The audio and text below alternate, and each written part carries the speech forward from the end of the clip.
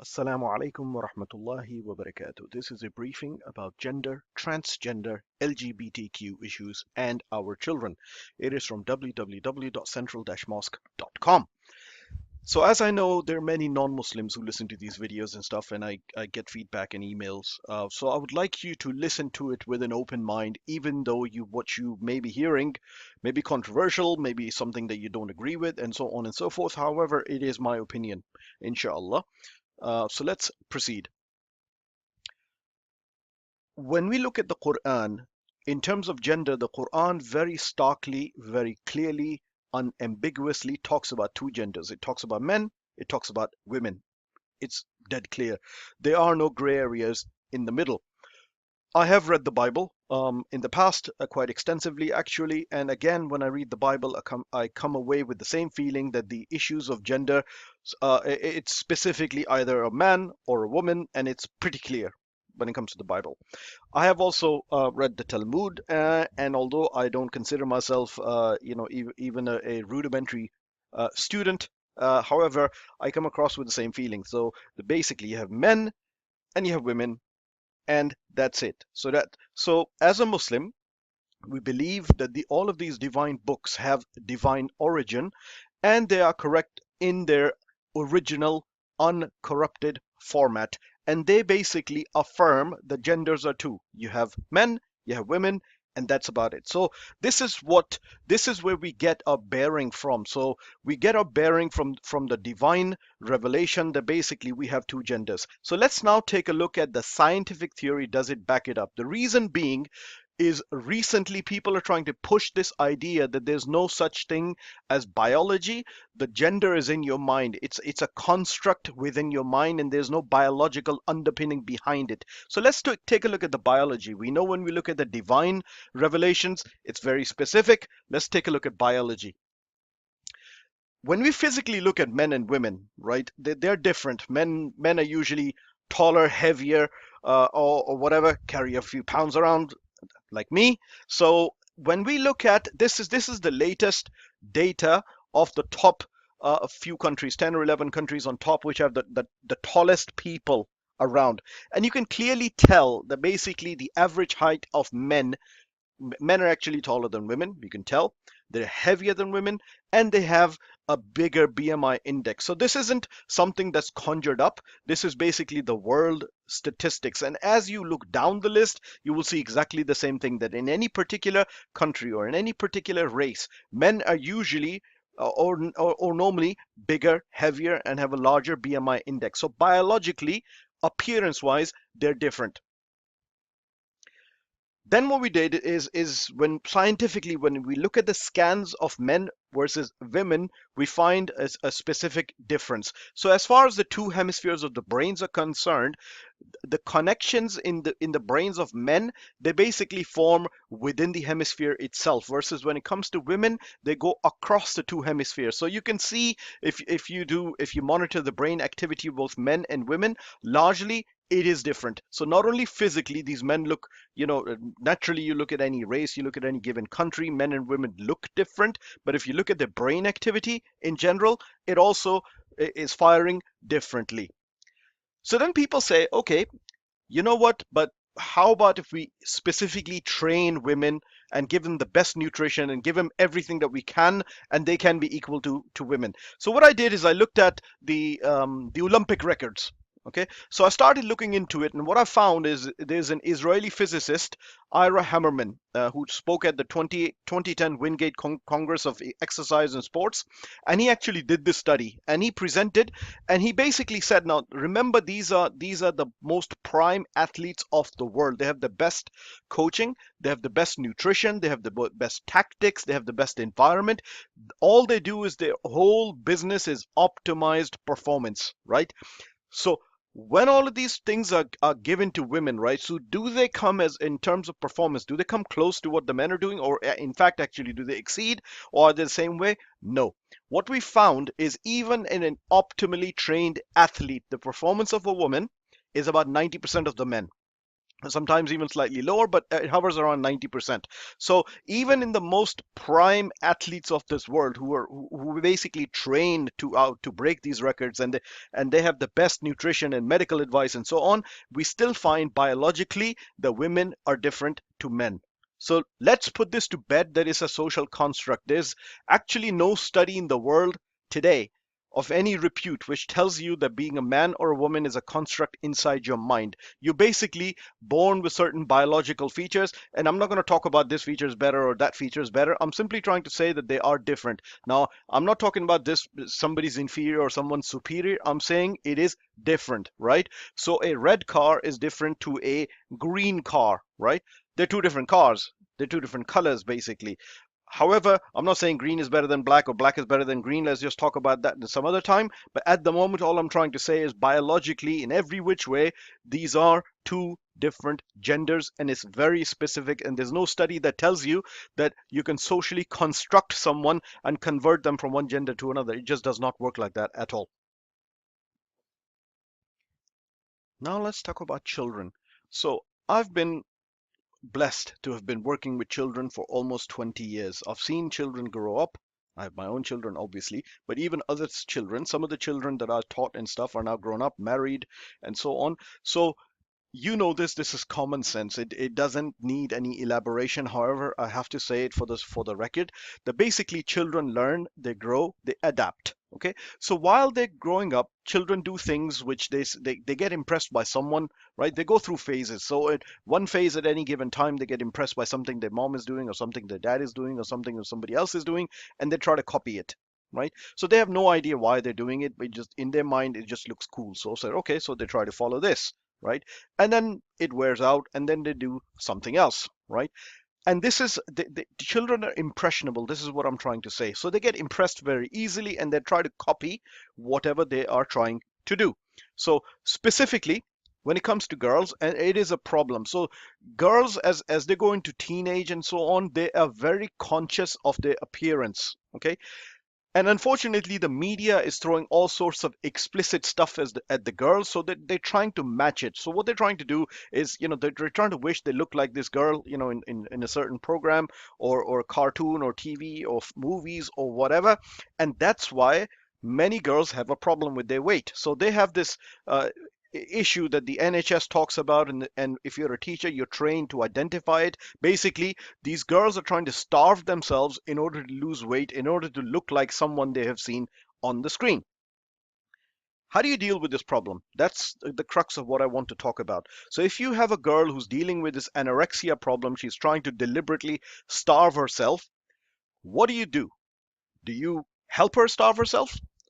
Or do you basically make her undergo surgery so she can lose some weight? Or do you try to speak to her and you try to talk her out of it so later on she doesn't regret it? So if she's, in a growing body, you need all the nourishments and stuff like that, and she's deliberately trying to starve herself, she's trying to curtail her growth. So a good teacher or good parent will realize that, will watch it, and will try to remedy the situation, will try to speak to this girl, and so on and so forth. They will not ask her to go get surgery done, or they will not ask her, say, you know what, that's okay, your choice is right, go starve yourself or go get surgery done. No, what you will do is you will offer all the help you can. You'll speak to this child, and there will come a phase where this child will grow out of it, and they will realize that what was happening was unnatural and so on. And as part of their growth and as part of their maturity, they will let this go. Now let's talk about this from a gender point of view. So there's a condition that they talk about these days, which is called gender dysphoria, which is basically a person is confused. They're not sure whether they're male, they're not sure whether they're female, they're not sure if there's a little girl, they're not sure if they are a little boy. They're simply confused. So what would you do at this point? So let's say this child is confused. They have all the biological attributes of being a man or boy, sorry, a male, but they think they're a girl. So what are you going to do? Offer this child at the age of 15 surgery? Offer them counseling, saying, look, okay, you know what, you're 15 years old, you've made your decision? Absolutely not. That's not what you will do, because there's research that suggests that many people, even when they're grown up, and they've gone through surgical procedures, hormone replacement therapies, and all kinds of stuff, and later on they regret it. There are cases where people have changed their gender, and they cannot basically cope. They cannot, and they want to go back, except that they now cannot because they have a surgery. So I'm not talking about transgender here, biologically transgender. I'm talking about gender dysphoria. You will not treat this any differently to anything else which a grown child comes up with. You'll say, listen, you're still a child. You're only 14, 15 years old. By the time you grow up, you'll realize what's happening in your body and so on. And all of this will begin to make sense. That's how you would deal with this situation, not give this child encouragement to go get some surgery done or something like that. Let's start to look at transgenders and what is the ratio within the population, because we are being told that we need to this transgender agenda which has been inflicted in the curriculum, in the media, and so on. So what is the actual transgender population in the West? So I've just taken a look at two examples. So this is one of the scientific surveys carried out in America. So it basically talks about the proportion of transgenders within the United States. So you're talking about a population of basically varies in different years, but you're talking about a population which is less than 0.0045% of United States. When it comes to Britain, obviously I did not find any studies which give me specific numbers, but the guess or the best estimate at this point, it might be from zero point 0.1 to 0.3% of the adults in United Kingdom are identified as transgenders. Now, let me talk about something from an Islamic point of view. So there are people who have, for medical reasons or for biological reasons, they are different. So basically, some of the organs may be different, and so on and so forth. When I'm referring to transgenders in terms of Islamic law, this is what I'm talking about. That this person is actually different, and not simply, but because this person is confused or this person's been taught to think in a certain way. I'm talking about actual biological difference here. So how do you talk about these transgender issues to the children when they bring it up? So what you've got to emphasize is the creation of Allah subhanahu wa ta'ala. Allah has created humans, and humans are the best creation of Allah subhanahu wa ta'ala. They're better than anything else you can imagine. You need to emphasize this to the children. Secondly, Allah has created you, O my child, in the most beautiful manner. You are the most beautiful creation of Allah. Then Allah has created these distinct sexes, boys and girls, and they're different. Now, some people might get confused. However, you cannot change the way these biological differences are made. You cannot just simply think it away. If you want to change it, you cannot change it, because that is the way it is. That is how Allah is created, and Allah is the best of creation. So you need to have dialogues around that line and around that way of thinking when children bring up this subject, inshallah. Now let's talk about LGBTQs, and this time I want to speak to the adults before you can actually explain it to the children.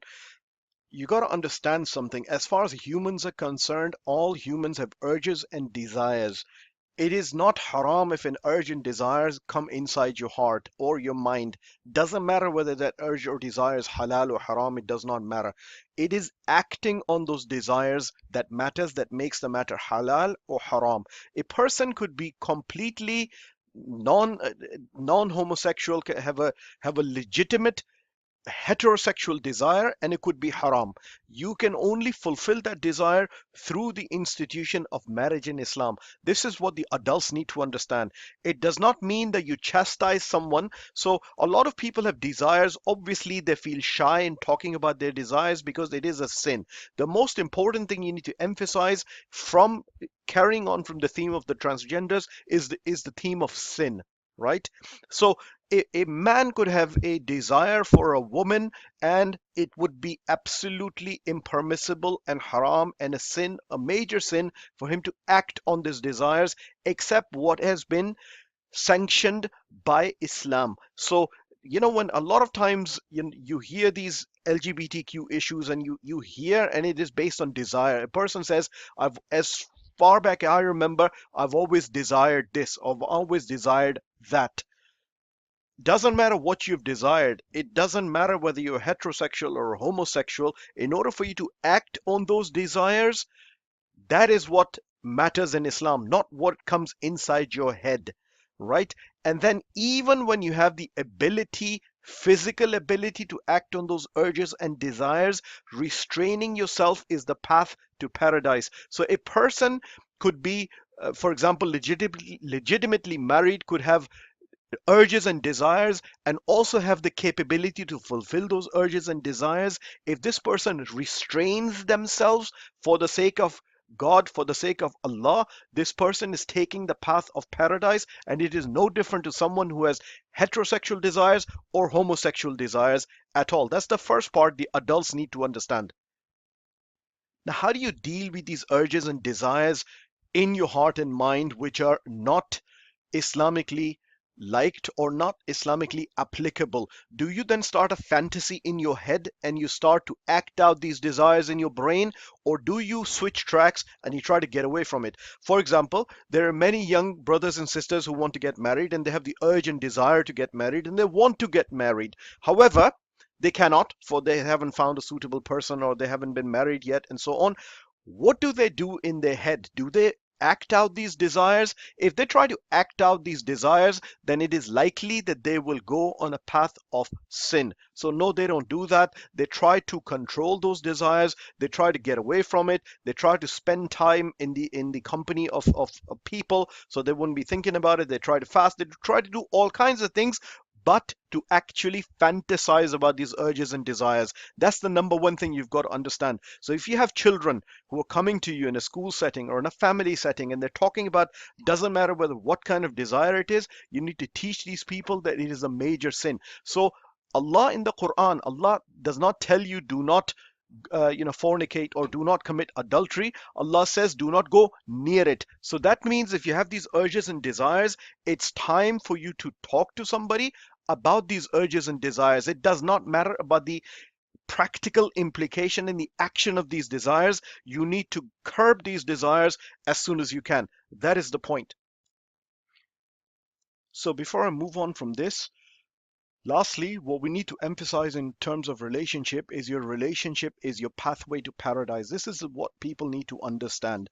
Your relationship will either take you to paradise or it will take you away from it. So whoever you have a relationship, this partner needs to assist in trying to get you to paradise. Let's move ahead. What I want to focus on is the RSE 2020 agenda, but for the time being, in 2020, what the British government is trying to do is they're trying to make this sex education agenda compulsory for age 4 and above. However, that's coming in 2020. What is happening today is basically mind-boggling, and it puts a person to shame to find out what their children are actually doing in schools. Children are being shown pornographic cartoons, let me repeat that, in sex education classes.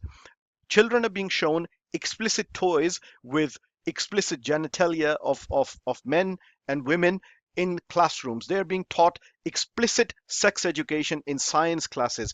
8-year-old children are basically practicing contraception. 8-year-old children are practicing contraception. This is what schools are doing today. Forget about what is going to happen in 2020. This is an alarming situation because to teach children this sort of activity, as I talked about from the beginning, children are impressionable. So you teach children something. What is the first children this child is going to do? They're going to run with it because they have a vivid imagination and they're going to try to do something about it. So you've got two things going on here. One, you're telling a boy or a girl that some of the stories, they may not have clear agenda. However, they may not have a clear agenda in the title, but they're explicitly, some of these books and stuff, are the way they're talking about are very clearly confusing children. So you basically have a box of crayon, you have a red crayon, and children are reading stories where the red crayon thinks that it's not really red, it's blue.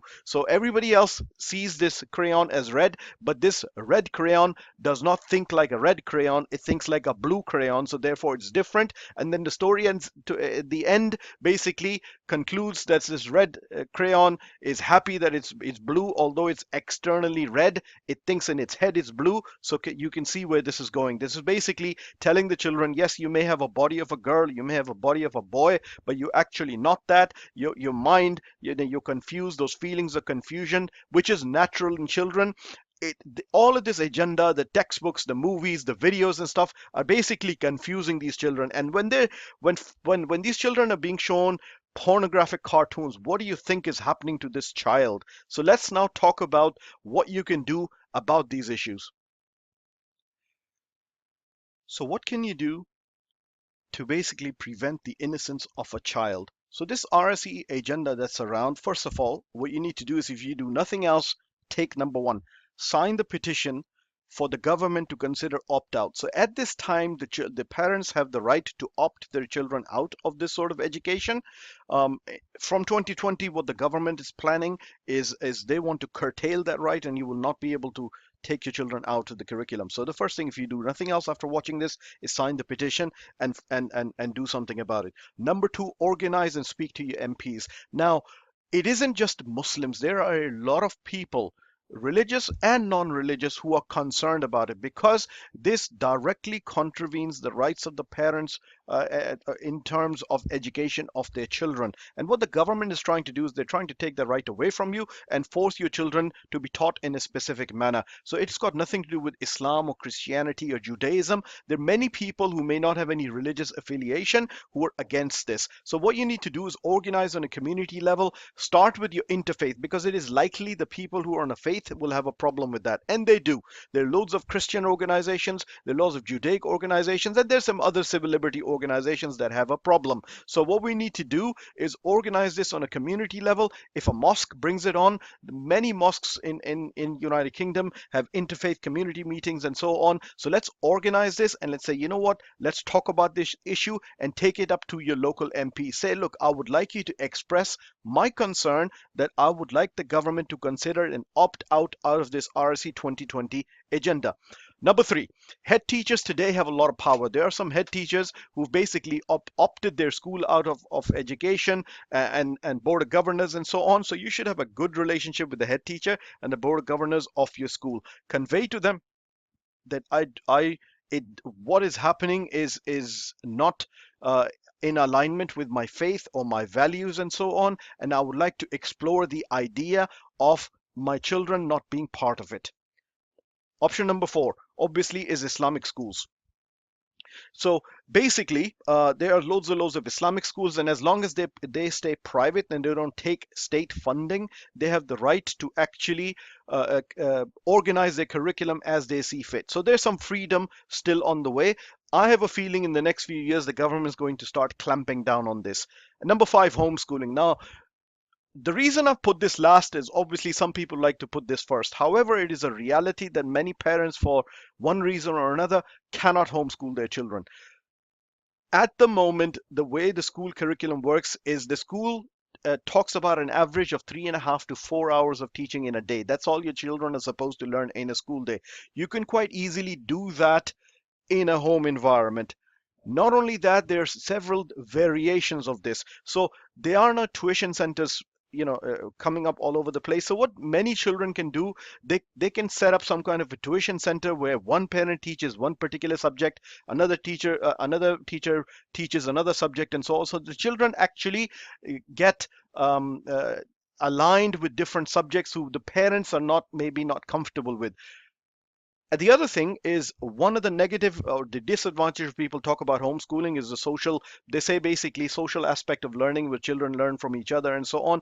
If you have these kind of freedom to have these tuition centers, ad hoc homeschooling curriculum, ad hoc meetings and boards and so on and so forth, then these children will be interacting with other children, and it is possible that that disadvantage, with some say in an academic session of the children learning socially from other children, that will be curtailed. However, one, two, and three are the most things that I wish you to talk about, because even though your children may have grown up, or you may not be in this situation personally from your family perspective, but we need to organize and do something about it. Now, Alhamdulillah, I've seen many Muslims talking about this subject. I have yet to see Muslim organizations actually reaching out, because I've been monitoring many Christian organizations and many Jewish organizations, and they both have equal concerns about this topic. It isn't just Muslims. So this is an idea where we can basically collaborate, we can help each other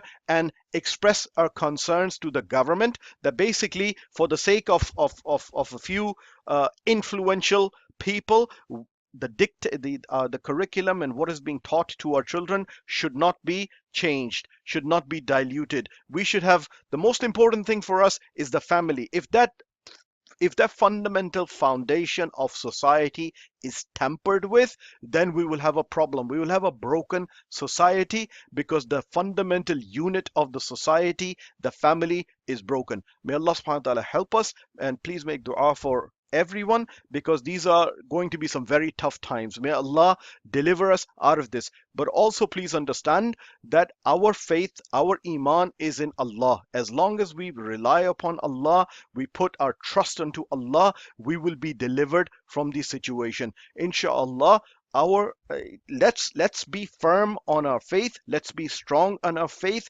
and try our best and cooperate with each other and pull each other out of this testing situation. Assalamu alaikum wa rahmatullahi wa barakatuh.